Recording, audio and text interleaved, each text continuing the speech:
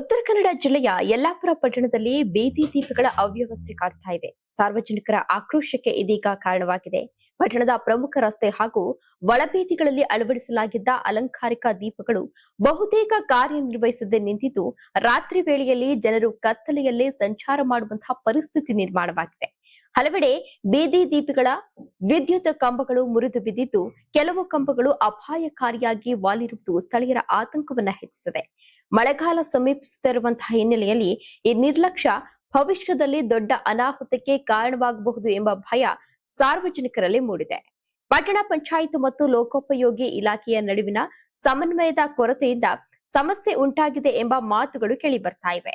ಕಾಮಗಾರಿಯನ್ನ ಪೂರ್ಣಗೊಳಿಸದೆ ಅರ್ಧದಲ್ಲೇ ಬಿಟ್ಟಿರೋದ್ರಿಂದ ಜನರು ತೀವ್ರ ಅಸಮಾಧಾನವನ್ನ ವ್ಯಕ್ತಪಡಿಸಿದ್ದಾರೆ.